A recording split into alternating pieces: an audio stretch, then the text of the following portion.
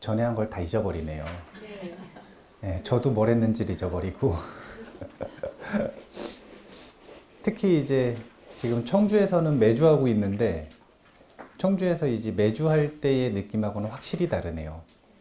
매주 할 때는 그 전에 걸 다시 자세하게 설명할 이유가 없는데 2주 만에 하려고 그러면 왠지 자세하게 다시 한번 설명을 해야 될 것 같은, 그러니까 진도가 안 나가는 그런 경향이 있는데, 오늘은 지난주에 했었던 내용들을 바탕으로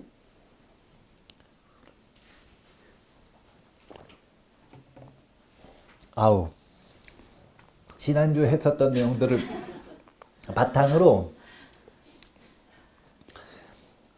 먼저 의미 있는 복습을 한번 하고 시작을 하겠습니다. 의미 있는 복습이라고 하는 건 다른 게 아니라 제가 분노에 대해서 이야기를 할 때 많은 사람들이 그 이야기를 듣고 찔려하는 문장이 하나 있더라고요. 그게 뭐냐면 많은 사람들은 이미 화낼 준비가 되어 있다. 네.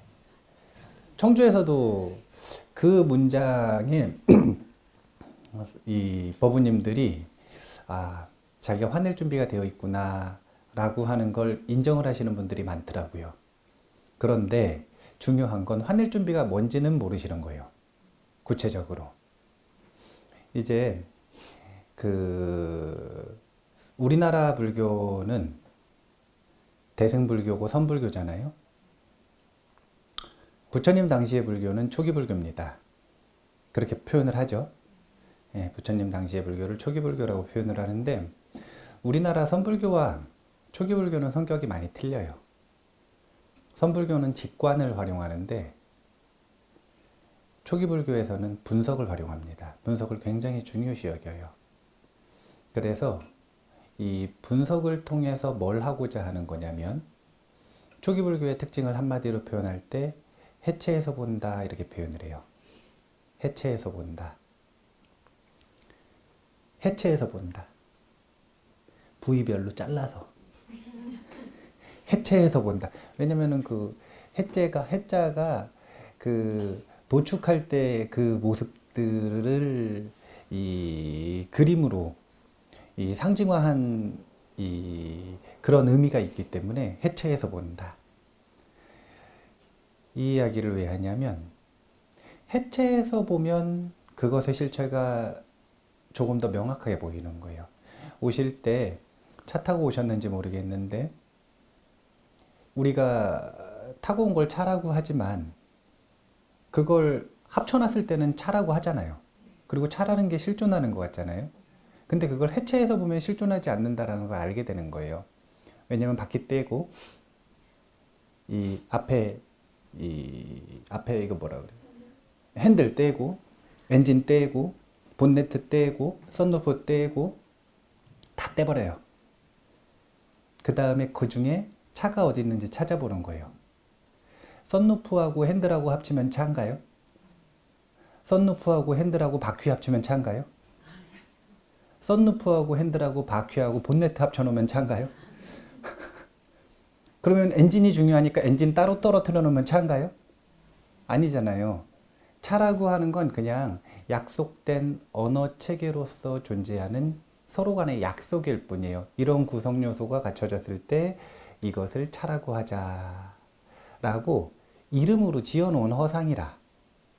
그런데 우리는 차라고 하는 고정불변한 실체가 있다고 믿는 거예요. 그리고 왜 속냐면 붙여놓고 보니까 속는 거예요. 붙여놓고 보면 이게 있는 건지 없는 건지 명확하게 알 수가 없어요. 근데 해체해놓고 보면 명확해지는 거예요.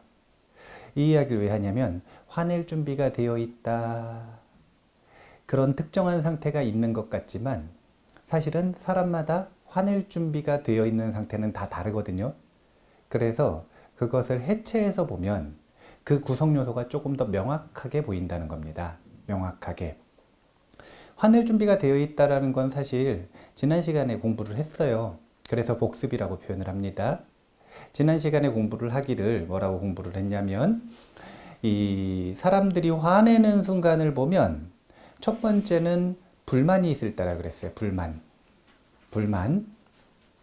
원하는 게 있는데 6-7번 개송에 보면 하고 싶지 않은 일을 해야 하거나 하고 싶은 것을 못하도록 방해받는 일이 생기면 우리 마음속에 불만이 생기나니 이렇게 있어서 이 불만이 이 분노하는 이 가장 근접 원인 중에 하나인 겁니다. 근접 조건, 가장 근접 조건.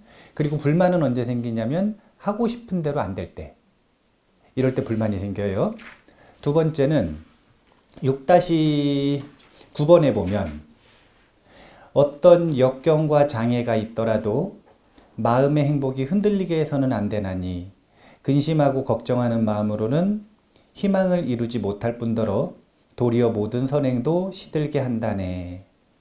여기서 근심하고 걱정하는 마음이라 그랬는데 이건 흔들린 마음입니다. 그래서 불안한 마음이에요. 불안한 마음. 불안한 마음은 우리가 마음속에서 불만이 자라나게 만드는 최상의 조건이에요. 불안하지 않은 마음에서는 이 불만과 분노가 세력을 키워내지를 못합니다. 근데 흔들린 마음 위에서는 얼마든지 이 분노를 키워낼 수가 있는 거예요. 키워낼 수 있는 거예요. 그래서 두 가지 조건을 지난 시간에 이야기를 했어요. 분노가 일어나기 아주 좋은 조건. 첫 번째는 불만, 두 번째는 불안. 이거를 조금 더 요즘 언어로 한번 바꿔가지고 생각을 해보겠습니다. 요즘 언어가 맞을까? 요즘 언어 말고 다른 언어, 다른 언어로 바꿔서 생각을 해볼게요. 아이고. 자, 불만이 생겼습니다. 불만이 뭘로 이어지냐면 분노로 이어진다 이거예요. 그리고 분노는 파괴로 이어진다 이거예요. 이제 파괴를 개인적으로는 해악이라는 단어를 쓰죠. 이 파괴라는 단어는 지금 이 뽀사랭론에 있는 단어 그대로 보면 133페이지에 6-7번 개송에 보면 우리 마음속에 불만이 생기나니 이것을 제어하지 못하면 어떻게 되냐면 우리를 분노와 파괴로 이끈다네 이렇게 되어 있죠. 불만이 제어되지 않으면 어디로 이끌리냐면 분노로 이끌리는 거고 분노가 제어되지 않으면 어디로 이끌리는 거냐면 파괴로 이끌리는 거예요. 이런 시스템인데 인욕바람일에서는 그러니까 이게 지금 뚜껑 열렸다는 거예요. 뚜껑 열렸다. 이 정도는 돼야 분노라고 치는 거예요. 그 전에는 불만이라고 치는 겁니다. 분노라고 하지 않고. 이 분노의 레벨을 이 정도부터 분노라고 한다라고 딱 정한 거예요. 그러면 이 불만의 정체는 두 가지겠죠. 반감과 짜증. 자, 반감과 짜증이 일어나기 아주 좋은 조건이 있다 이거예요. 그게 뭐냐면 이 모든 베이스에는 불안한 마음이 깔려 있어요. 이거를 논에서는 걱정과 근심이라 그랬어요. 걱정과 근심으로 불안한 마음 위에서 불만도 분노도 파괴도 발전할 수 있는 겁니다. 그래서 얘는 촉매 역할을 해요. 촉매 역할. 그 다음에 불만이 일어났어요. 불안과 합쳐졌으니까 불만이 일어났겠죠. 근데 이것이 분노로 넘어가기 위해서는 하나의 조건이 더 필요해요. 뭐가 필요할까요? 우치가 필요해요. 우치가 필요해요. 왜냐하면 불만이 일어났어요. 자, 짜증이 일어났어요. 저 사람이 나를 짜증스럽게 했다 이거예요. 근데 지금 그런 분석을 하기 전에 일단 짜증이 일어났죠. 근데 이 짜증의 원인을 지금 누구한테 물으면 발전을 하냐면 저 사람한테 물으면 불만은 분노로 발전하게 되어 있어요. 잠재워지지가 않아요. 근데 저 사람은 짜증의 원인이 아닙니다. 짜증의 원인은 저 사람 혼자 100% 과실이 아니에요. 엄청나게 다양한 원인들이 있어요. 근데 그 중에서 다른 원인들 다 무시하고 저 사람만 분노의 원인이다 라고 하는 이 어리석음. 하나의 원인에게 묻는 거 있잖아요. 잘못된 사람에게 하나의 원인에게 묻는 이 어리석음. 이 어리석음이 점점 분노가 번지도록 만드는 역할을 하는 거예요. 반감이 짜증으로 갈 때도 반드시 우치가 필요하고요. 짜증이 분노로 갈 때도 반드시 우치가 필요하고요. 분노가 파괴로 갈 때도 반드시 우치가 필요한 거예요. 그러면 여기서 이렇게 거꾸로 가는 게 있겠죠? 이때 필요한 게 우치의 반대인 정견이에요. 입보살행론이라고 하는 논전에서 샨티데바 스님은 이 인용품을 통해서 강조하고 있는 건 정견입니다. 정견. 이 불안한 마음이라고 하는 게 뭐냐면 이런 표현을 써요. 나는 예민하다. 나는 예민한 사람이다. 나 예민한 사람이야. 이런 표현 쓰나요, 안 쓰나요? 네, 그런 말 쓰죠. 자, 예민한 건 승질내기 딱 좋다는 거예요. 분노에 휩싸이기 딱 좋은 조건을 이미 갖추고 있다라는 거예요. 예민하다라는 건. 예민하다라는 건 크게 두 가지 의미가 있는데 첫 번째는 이 깨어있음이 좋다 이거예요. 깨어있음의 힘이 남들보다 좋다는 거예요. 그러니까 잘 보잖아요. 근데 중요한 건 뭘 보냐면 남을 보거든요. 이게 중요한 거예요. 남을 봐요. 그래서 어떻게 되냐면 마음이 이 두 번째 국어사전 뜻 보니까 중대한 결정이나 부담스러운 상황에 있을 때 쓰는 말을 예민하다고 표현을 한대요. 그러니까 이 마음이 부담감이나 걱정으로 좀 이렇게 짓눌려 있는 상태라는 거죠. 그러니까 사실은 분노하기 쉬운 상태라는 거예요. 분노하기 쉬운 상태. 부정적으로 가면 이렇게 되는 거예요. 예민하다라고 하는 특징이 긍정적으로 보면 깨어있음의 힘, 왜냐면 육군이 예민하니까 눈이 시력이 안 좋은 사람보다 시력이 좋은 사람이 이 눈에 보이는 대상을 더 잘 알아차릴 수 있거든요. 근데 그거를 수행에 쓰지 않으면 어떻게 되는 거냐면 분노가 할 수 있는 가능성이 높아진다. 분노의 조건으로서 활용된다 이런 뜻이에요. 예민하다라는 뜻이 이제 불안하다 이런 뜻이고요. 그 다음에 불만이 많다. 이거는 이런 표현을 써요. 어떤 표현을 쓰냐면 취향이 뚜렷하다. 취향이 뚜렷하다. 또는 이런 표현을 써요. 호불호가 확실하다.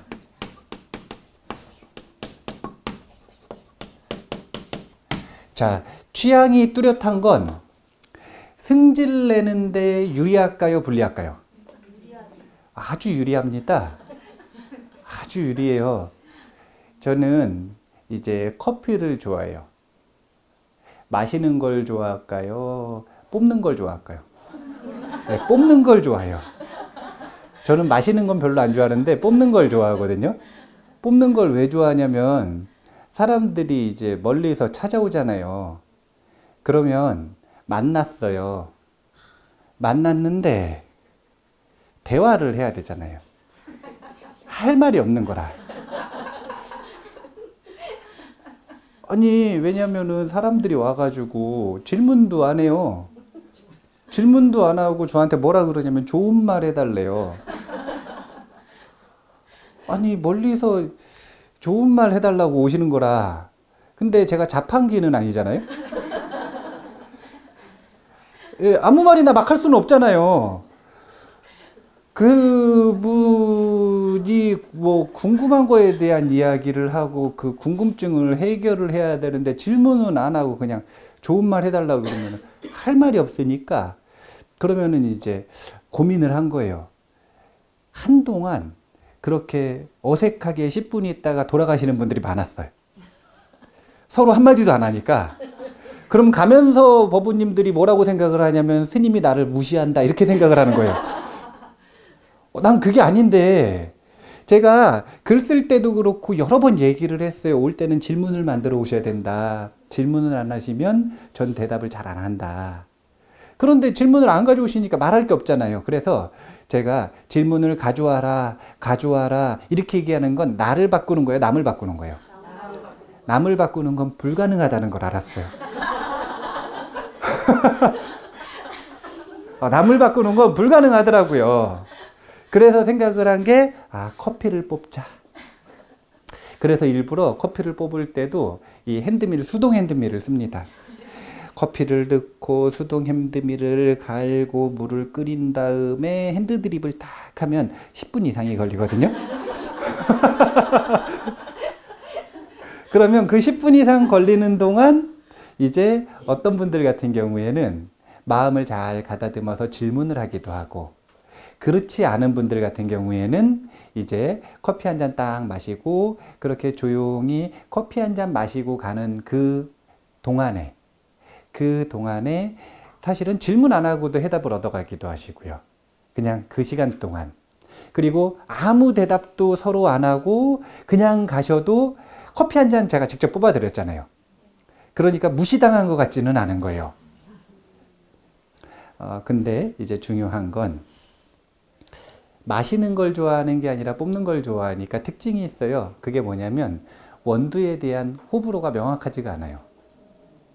이게 비싼 원두냐 안 비싼 원두냐, 이 맛이 끝에 초콜릿 맛이 나느냐 안 나느냐, 시큼한 과일 맛이 나느냐 안 나느냐, 이런 거는 저한테는 전혀 상관이 없는 거예요.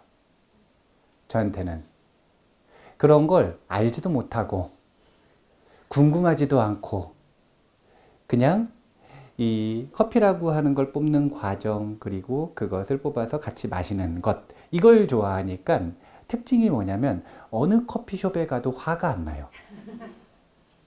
어느 커피숍에 가도 남이 뽑아준 커피는 다 맛있어요. 그런데 이것에 대한 호불호가 명확한 분들이 있어요. 예민한 분들. 미각이 살아있는 거예요. 미각이 살아있어서 커피를 마실 때마다 심판을 하시는 분들이 있어요. 심판. 예. 그 무슨 원두 대회에 출전하신 것처럼 심판을 딱 하시는 분들이 있어요. 이것은 마지막에 이 초콜릿의 달달한 맛이 있다가 맨 마지막 풍미로서 쌉쌀한 이건 무슨 맛일까? 이걸 무슨 맛이라고 해야 될까? 무슨 베리 맛 같은데 막 이러면서 아주 야리하게 그 미각을 느끼시는 분들이 있어요. 그리고 그렇게 하다 보면 어떻게 되냐면 자기가 좋아하는 맛이 생겨요. 이건 기준이 생긴다는 거죠. 그리고 기준이 딱 생기잖아요. 그러면 자기 기준에 맞지 않는 커피숍에 가면 화가 나요. 남들은 그 커피숍 다 좋다고 그러는데 이 사람만 그 커피숍에 가면 아니 커피가 왜 이렇게 거지 같냐고. 그런 표현 쓰잖아요. 아니 승질을 낸다니까요. 아무것도 아니잖아요. 자기가 커피숍에 커피를 마시고 싶어서 갔어요. 자기가 선택해서 갔잖아요. 근데 가서 커피를 남이 정성스럽게 뽑아줬어요. 그것도 자기가 돈 내고 사 먹었어요. 그 모든 과정을 애써서 해놓고 커피 마시고 승질 내는 거예요. 이거 되게 이상한 일이에요. 그게 뭐 때문에 그러냐면 취향이 뚜렷하고 호불호가 확실한 자기에 대한 기준이 명확해서 그래요. 기준. 보면 뚜껑 열리잖아요. 뚜껑 열린다라고 하는 표현 전에 제가 어렸을 때부터 싸움을 많이 봤어요. 우리 부모님이 자주 싸웠거든요. 그러니까 용어를 제가 정확하게 알아요. 어떤 용어가 들릴 때쯤 싸우는지를 알아요. 어떤 용어가 들릴 때쯤 싸우는 줄 알아요. 뚜껑이 열리기 전에는 무슨 표현을 쓰냐면 긁는다라는 표현을 써요. 긁는다. 그리고 긁는다 전에는 건든다. 나를 자꾸 건든다 이렇게 표현을 쓰죠. 건든다, 이게 뭘 건드는 거냐 이거예요. 그건 다른 게 아니라 내가 집착하고 있는 기준을 건든다는 거예요. 근데 그것이 반복되면 긁는다고 표현을 하는 거예요. 그러다 못 참겠으면 어떻게 되면 뚜껑 열렸다 그러는 거예요. 뚜껑 열렸다. 그 다음에는 이제 험한 말들이니까 얘기 안 할게요. 파괴로 이어질 때 그 다음에 이제 험한 말들이니까. 그런데 이런 지금 그 기준이라고 하는 것을 건드는 것 때문에 이제 이 불만이 생기기 때문에 기준이 많은 사람 있죠. 호불호가 명확한 사람. 이런 분들 같은 경우에는 화낼 준비가 되어 있다. 이렇게 볼 수가 있어요. 세 가지예요. 첫 번째는 호불호가 명확하다, 취향이 뚜렷하다라는 특징의 기준이 명확한 사람. 그 다음에 두 번째는 나는 예민하다라고 이야기하는 예민한 사람. 그리고 세 번째가 뭐냐면 이게 이제 중요한 건데 이 정의로운 일을 추구하는 사람들이 있어요. 정의로운 일을 추구하는 사람. 이건 뭐냐면 정당하다. 근데 다른 일들에 대해서 정당한 것들은 그 정당한 것을 추구하면서 그 분야를 발전시키는 역할을 하기는 해요. 그런데 그 사회 발전, 그 분야에 대한 발전에 대한 이야기가 아니라 자기가 분노를 정복할 수 있느냐 없느냐의 이 문제에서 본다면 정당하다 이거는 분명히 분노를 불러옵니다. 왜냐하면 분노가 우리를 속이는 대표적인 전략이 정당한 것이에요. 분노는 본인이 발전하기 위해서 반드시 그 대상을 우치하게 만들어야 돼요. 그리고 우치하게 속이는 대표 언어 중에 하나가 이 분노는 정당한 분노다 이거예요. 지금 이 상황은 내가 분노하는 게 정당하다 이거예요. 그래서 정당하다 이것은 우치의 대표격입니다. 우치. 정당하지 않으면 불만이 분노로 발전할 수 없어요. 그리고 분노가 파괴로 발전할 수 없습니다. 세 가지예요. 기준이 뚜렷하고 예민하고 정당하다라고 하는 이 논리에 빠져 있으면 그러면 이 사람은 언제든지 어느 상황에서든 누구에게나 화낼 수 있는 조건이 갖춰져 있다. 이게 화낼 준비가 되어 있다라는 거예요. 화낼 준비. 그래서 이런 화낼 준비가 되어 있는 것들을 우리가 이제 다스려야 되는 건데 이 6-6번 개송에 보면 화라는 적은 이 이외에도 온갖 과실과 고통을 가져오나니 만약 부지런히 노력하여 분노를 가라앉힌다면 그는 금생에서도 내생에서도 행복하게 된다네. 자, 금생에서도 내생에서도 행복하게 된다 그러죠. 분노를 다스리면 궁극의 행복을 얻을 수 있대요, 없대요? 그런 말 없죠? 예. 제가 이야기했죠. 파멸의 길, 천상의 길, 해탈의 길이 있는데 파멸의 길에서 천상의 길로 이 방향을 바꾸기 위해서 반드시 필요한 게 분노를 다스리는 것. 그 다음에 천상의 길에서 해탈의 길로 바꿀 때는 탐욕을 다스리는 것이에요. 분노를 다스리는 거 가지고 해탈을 못해요. 해탈하지 못합니다. 그거보다 더 깊은 뿌리인 탐욕이 있고 탐욕보다 더 깊은 뿌리인 우치가 있기 때문에 아직 두 명의 보스가 남아 있어요. 예. 분노는 이 행동대장 정도밖에 안 돼요. 행동대장 정도밖에. 예. 그래서 이 내생에서 행복해진다 이것은 천상의 영광을 누린다는 거고 그 다음에 금생에서 행복해진다 이건 뭐냐면 남은 생 동안 편안하다 이런 뜻인 거예요. 분노를 다스리면 그 이후에 남은 생 동안 평화롭다. 분노의 다른 이름이 파멸이에요. 그래서 분노를 다스리지 못하면 우리 삶이 언제든 깨질 수 있는 파멸의 시한폭탄을 안고 있다. 이렇게 생각을 하시면 됩니다. 자, 그러면 이번에는 이렇게 한번 보죠.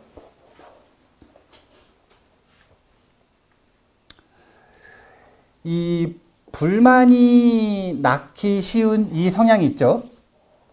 이것은 뭘로 다스릴 수 있을까요? 불만이 낳기가 생기기 쉬운 성향들, 호불호가 명확한 거, 취향이 뚜렷한 거, 기준이 명확한 거, 이것은 뭘로 다스릴 수 있을까요? 만족. 근데 이 만족이라는 게 도대체 뭐냐 이거예요. 만족은 어떻게 할 때 만족할까요? 네? 채워야 돼요, 꼭? 대부분 많은 사람들이 네. 본인이 생각했던 거를 네. 채워지면 거기에 대해서 이렇게 만족하잖아요. 기준점 같은. 그러니까 이제 채워가지고 만족하려고 하는 것 때문에 승질이 나는 거예요. 승질이 나는 거예요. 어떻게 하면 만족할 수 있을까요? 작은 거에 감사한, 모든 거에 만족하는 건요, 어떻게 하는 거냐면요, 그냥 연습하는 거예요. 우리가 만족 못하는 건 왜 만족 못하게 됐을까요? 맞아요. 연습했기 때문에 그래요. 끊임없이 연습했기 때문에. 다른 게 아니에요. 끊임없이 반복해서 연습했기 때문에 만족을 못하는 거예요.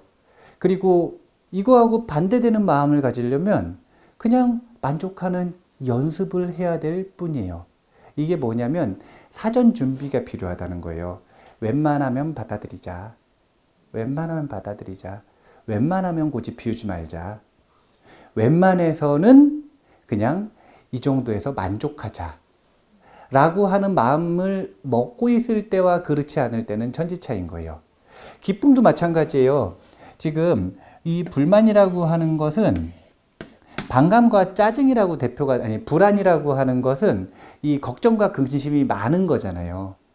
걱정과 근심이 많은 것들은 걱정과 근심이 많다는 건 생각이 많다는 거거든요. 생각에 빠져 있다는 거거든요. 이거는 왜 불안해진 거냐면 불안해지는 연습을 우리가 끝없이 했기 때문에 그래요. 그게 뭐냐면 생각에 빠지는 연습을 했기 때문에 그래요. 그래서 아주 프로페셔널해진 거죠. 생각에 빠지는 게.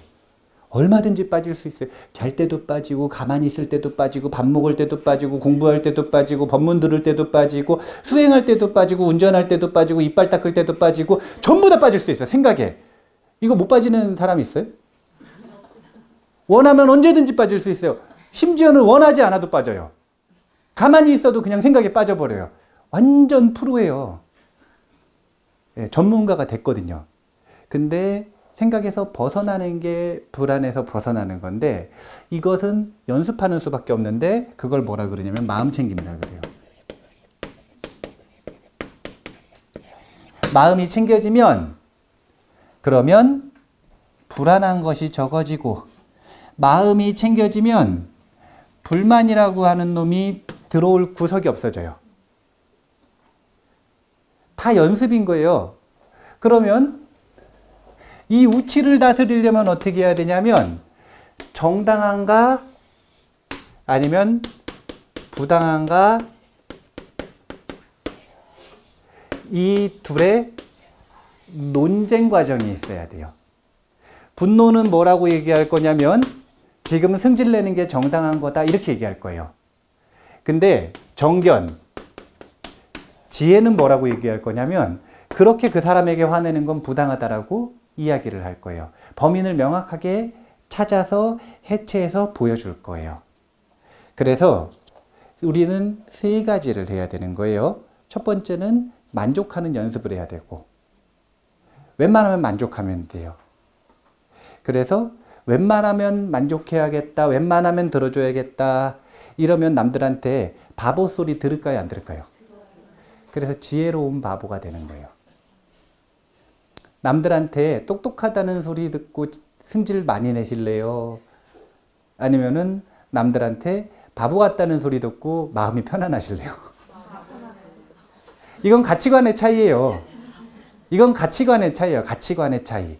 다른 게 아니라 이거는 그냥 가치관의 차이예요. 둘 중에 뭐가 더 나은지는 그냥 그 사람 가치관에 따라 틀린 거예요. 그런데 분노를 다스리고 싶으면 지혜로운 바보가 훨씬 낫다는 거예요. 지혜로운 바보가. 그런데 이제 예를 들어서 청년들이 처음 회사에 들어갔어요. 그리고 창업을 해서 사업을 시작했어요. 그럼 지혜로운 바보가 돼야 될까요? 안 돼야 될까요? 예, 경제활동하는 건 전쟁이라. 전쟁에선 생존이 목적이에요. 화 안 내는 게 목적이 아니라 생존이 목적이에요. 그래서 제 청년들하고 이야기를 할 때마다 항상 해주는 조언 중에 하나가 이 수행과 일상생활을 똑같은 관점에서 보면 안 된다는 거예요. 이 두 가지를 명확하게 분리해야 된다라는 거. 분리해야 된다라는 거.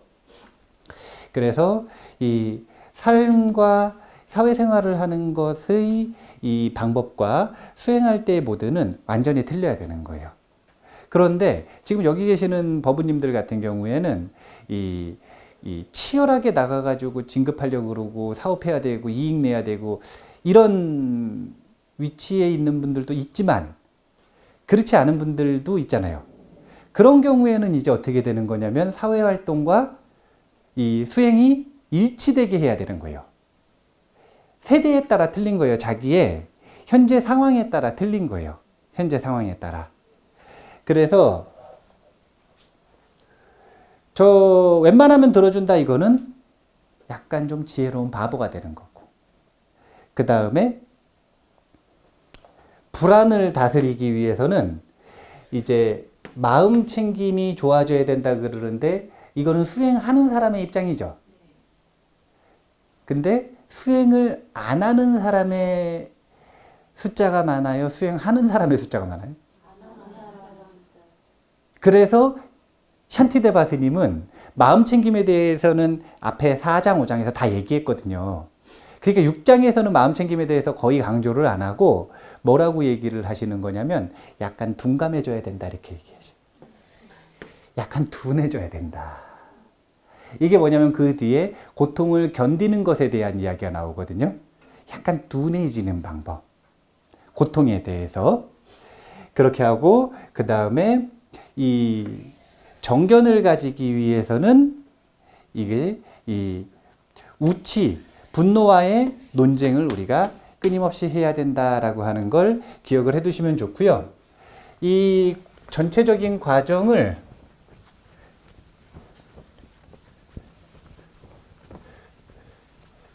요 그림을 그려보면 또 그림을 그리겠습니다.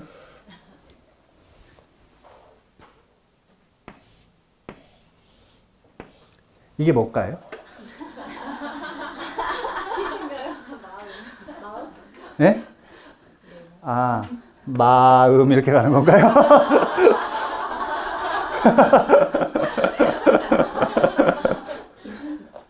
아, 이거는 성이에요.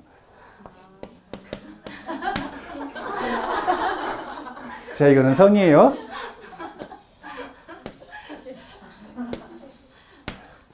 여기는 성 길이겠죠? 성벽, 성벽. 그러면은 요거는 뭐예요? 이거 문이에요, 문. 이야, 이게 문이에요. 그러면 우리가 이 마음 챙김을 한다 그럴 때 이건 지금 문지기죠?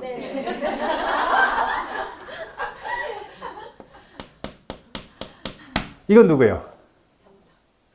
아니요. 문지기를 관리하는 관리관이에요.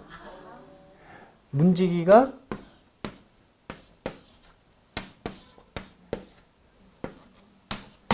문지기가 4명 있잖아요. 그죠? 근데 문지기가 문을 잘 지키면 좋은데 문지기가 가끔 딴 생각하거나 좋을 수도 있어요, 없어요? 그러면은 문지기를 관리하는 이 관리자, 대장, 문 지키는 대장은 여기서 이렇게 돌면서 사문의 문지기들을 관리를 해야 되잖아요. 그래서 요 문지기를 뭐라고 하냐면 엉념이랍니다. 엉념. 그리고 문지기를 관리하는 관리자를 정지 이럽니다. 정지, 올바로 안다 이런 뜻인데 이 엉념과 정지로서 우리는 뭐가 생긴다고 하는 거냐면 마음 챙김이 생긴다는 거예요. 자, 이게 그러면 무슨 뜻이냐? 이 성이 마음이라는 거죠. 이 마음을 보호를 해야 되는 거예요. 마음을 보호한다라는 걸 이 성의 비유로서 자주 보여드리는데, 여기 지금 문이 있어요. 번뇌가 들어갈 때 문 통과하지 않고 들어가는 방법이 있을까요? 없을까요? 없다고 치죠? 예. 자, 없다고 쳐요. 예. 없다고 쳐요. 그러면 어떻게 하면 되냐면 문만 잘 보호하면 되죠? 그래서 예, 자, 여기 이제 번뇌, 불만이 온다 이거예요. 자, 불만이 지금 이쪽에서 오기 시작했어요. 그러면 얘의 역할은 어떤 역할이냐면 불만이 오고 있는 걸 봐야겠죠. 이 엉념이라고 하는 건 알아차림이라 그래요. 문지기의 역할은 어떤 적이 올 때 알아차려야 돼요. 알아차려서 어떻게 해야 되냐면 빨리 상부에 보고를 해야 돼요. 그래야 여기서 막아버리든 아니면 추가 병력을 보내주든 아니면 들어올 때 빨리 여기서 대처를 하든 할 수가 있겠죠. 만약에 알아차림의 힘이 강하다. 그러면 불만이 멀리 있을 때 알아차릴까요? 가까이 있을 때 알아차릴까요? 멀리 있을 때부터 알아차리겠죠. 그럼 예방을 훨씬 쉽게 하겠죠. 그 다음에 이번에는 이 알아차림의 힘이 아주 예리한 게 아니라 힘이 아주 강해요. 그러면 여기까지 오기가 불만 입장에서 문지기가 세면 여기까지 오기가 쉬워야 안 어려워요? 얘는 기습을 할 수 있을 뿐이지 문지기한테 지니까 여기까지 오질 못하는 거예요. 그러면은 불만은 언제를 기다리냐면 문지기가 졸 때를 기다리겠죠. 문지기가 알아차림의 힘이 이어지질 않으면 알아차리다가 방일하다 알아차리다 방일하다 이러잖아요. 그럼 방일할 때 이게 뭐냐면 지금 문지기가 졸고 있는 거예요. 그럼 번뇌라고 하는 적들이 막 들어오거든요. 번뇌는 그때를 노려요. 그래서 필요한 게 정지인 거예요. 정지는 뭘 보냐면 이제 얘는 깨어있음이라 그러는데 이 깨어있음의 역할은 본인이 알아차림이라고 하는 싸띠가 있는지 없는지 자기를 보는 거예요. 자기가 지금 방일한지 아니면 지금 자기가 깨어있는지를 보는 거예요.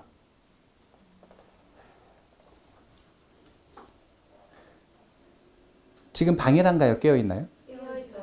이렇게 보는 거예요. 근데 그러다가 어느 순간에 자기를 툭 보면 방일한 순간이 있겠죠. 정지의 역할은 방일한지 깨어있는지를 보는 게 아니라 방일하면 깨어있으라고 얘기해 주는 게 정지의 역할인 거예요. 그래서 엉념과 정지로서 마음을 보호한다고 표현을 하는데 엉념과 정지로서 마음 챙김이 일어나는데 마음을 보호하는데 엉념과 정지의 비율을 몇 대 몇 정도로 해야 될까요? 이게 그 인터뷰할 때 자주 나오는 질문 중에 하나예요. 그게 뭐냐면 자기가 깨어 있으려고 하니까 자기가 깨어 있는지 안 깨어 있는지를 자꾸 확인을 하려고 하니까 집중이 안 된대요. 그럴 수 있을까요? 없을까요? 공부하는데 공부에 몰입을 못하고 자꾸 자기가 깨어 있는지 안 깨어 있는지를 보는 거예요. 그러면은 어렵잖아요. 엉념이 비율이 높아야겠어요? 정지가 비율이 높아야겠어요? 일단 엉념이 높아야겠죠. 그래서 샨티데바 보살은 뭐라고 그러냐면 엉념을 통해서 마음을 보호하되 가끔 정지로서 자기 자신을 봐야 한다. 이렇게 표현을 해요. 그렇게 됐을 때 마음이 보호가 되는 건데 마음이 보호가 된다라는 게 뭐냐면 불만이 이미 문 안으로 들어갔어요. 그럼 이미 분노가 되었다는 거죠. 자, 분노가 마음 안에 들어가서 이미 마을 안을 불태우고 있어요.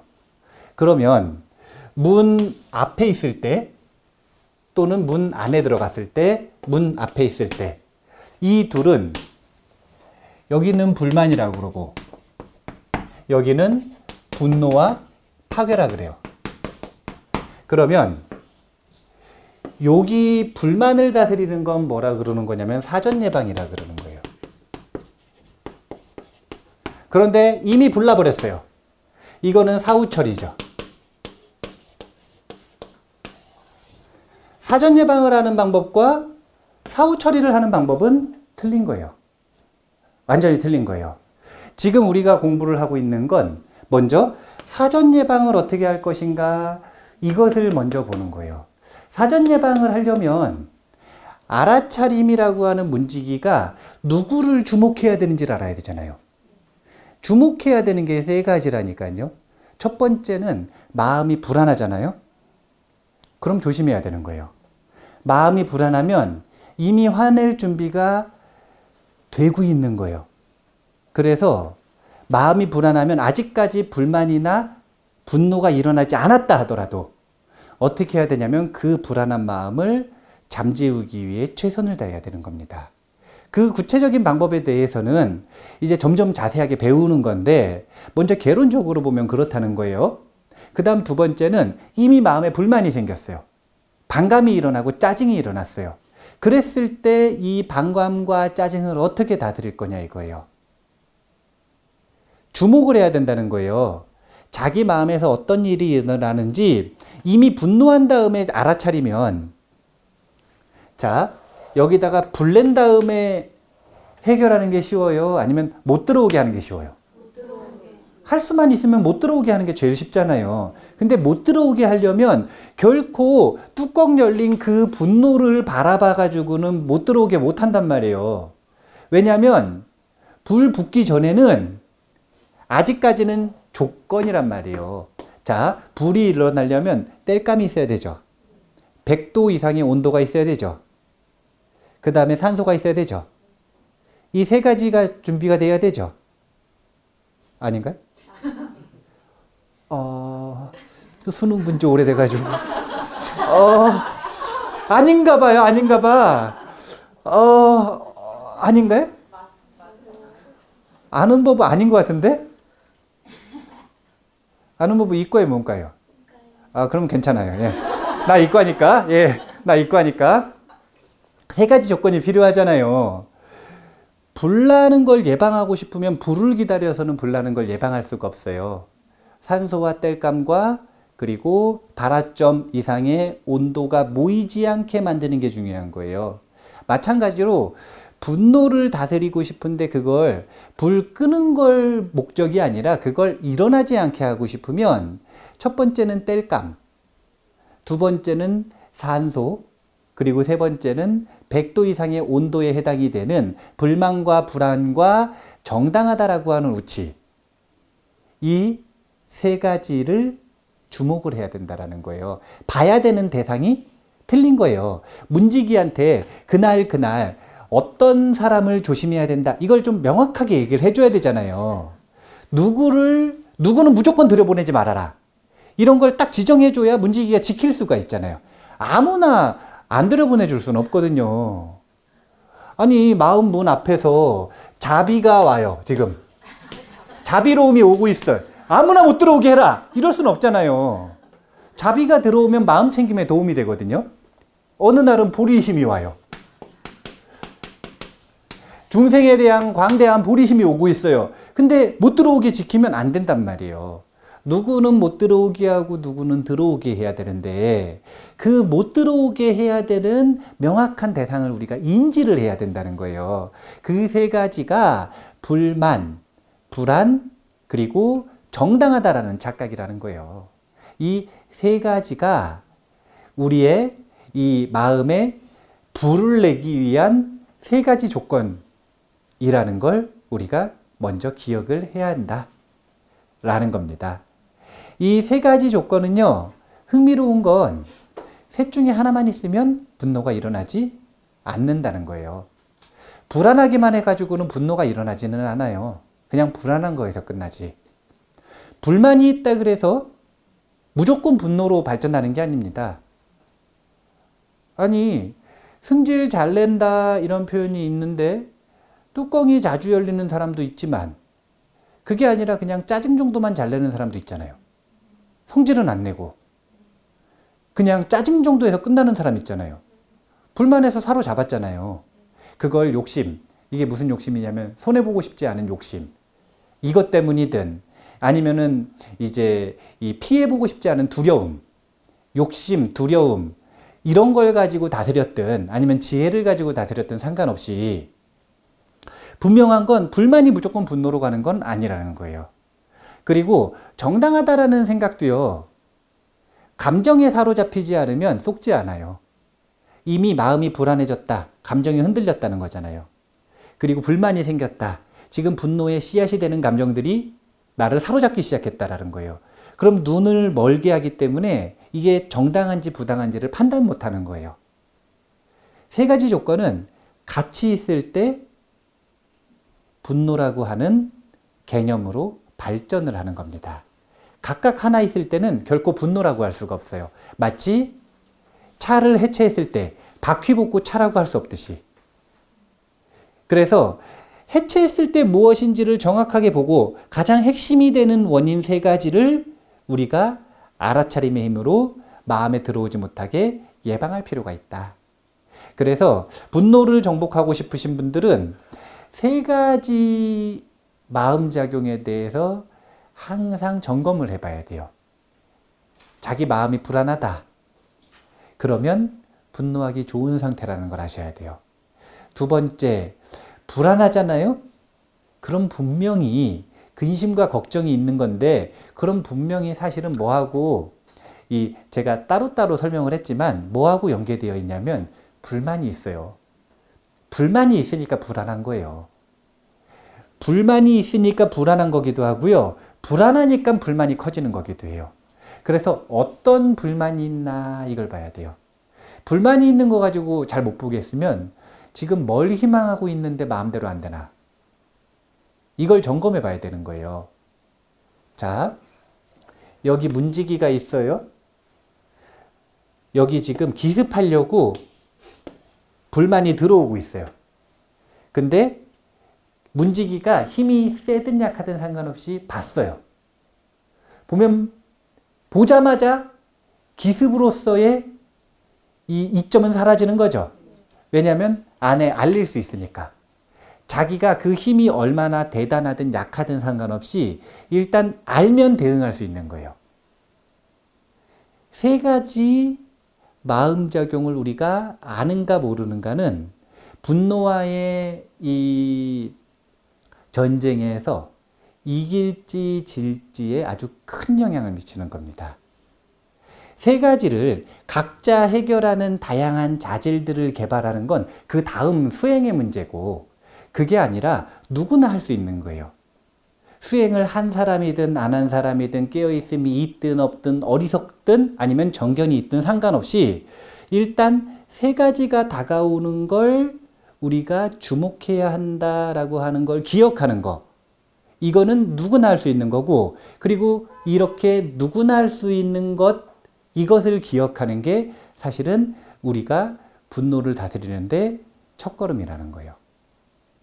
분노를 해체해서 봤더니 불만, 불안, 그리고 우치, 그게 뭐냐면 정당함이라는 착각, 이 세 가지가 조건이 돼서 우리를 불만, 분노, 파괴로 이끈다라는 거. 그래서 불만을 기다릴 것도 없고 분노를 기다릴 것도 없어요. 그 조건이 되는 세 가지. 이 세 가지를 우리가 항상 잘 살펴보고 마음에 들어오지 못하도록 잘 보호를 해야 된다라는 걸 이야기를 하고요. 조금 쉬었다가 이 뒤에는 고통을 견디는 걸 해볼까요? 아니면은 이 과실 비율이 몇 대 몇 대 몇인지를 해볼까요?